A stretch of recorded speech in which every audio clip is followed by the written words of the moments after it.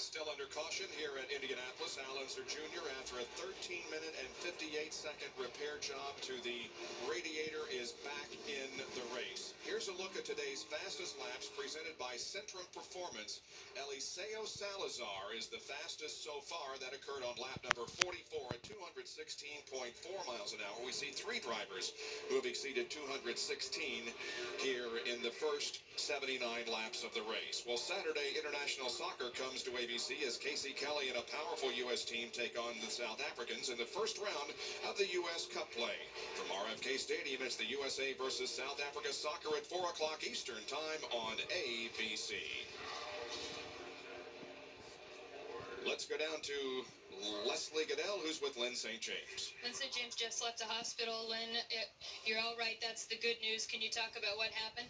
Well, I didn't have the best handling car. We've been working on it, and then we worked on it during that yellow, just prior to that. So, quite frankly, I mean, I was watching my mirrors a lot. When you don't have a good handling car, you got to watch your mirrors a lot, and was really trying to drive more of a defensive race at this point until we got our car working well. So to me, I'm not exactly even sure it was, but came down going into one and just took a gutsy move. I mean, I tried to not, I didn't come down, but saying, no, I didn't want to end up in the marbles. I got to be able to keep the race car on the racetrack. So I was surprised that somebody came down to actually try to make a pass there, because there wasn't enough of a run to get a clear run before you got to the entrance of the corner. Lynn, thank you very much for your time. Jackaroo. Well, Leslie, Owen Snyder calls the shots for the Infinity Power Plant of Eddie Cheever. You pitted early. You're gambling on weather. Well, we are. We let the weather kind of make that decision for us. We couldn't go to halfway right now.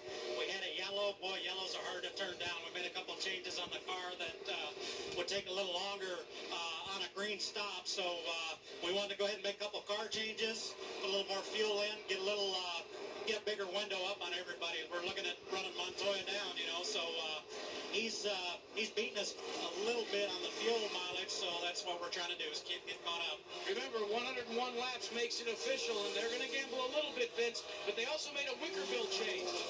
Well, and Buddy Lazier's team gambling a little bit as well, too. They're paying close attention to Juan Montoya. If Montoya pits under this yellow, Lazier will pit under the yellow as well. Ron Himmelgarn also paying very close attention to the weather screen, realizing that potential bad weather could make this race a shorter event. We're 21 laps away from it being official. Right now, Lazier is running second. He wants to have an opportunity to move in front by lap 101. Jerry Punch?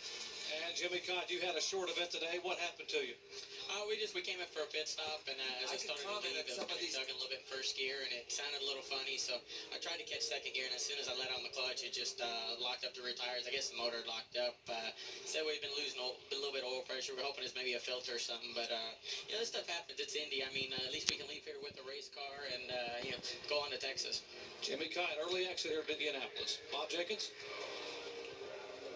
Still under caution here at Indianapolis as it appears the storm clouds are gathering. We go now to Robin Roberts with an update from our ABC Live World of Sports studio in New York.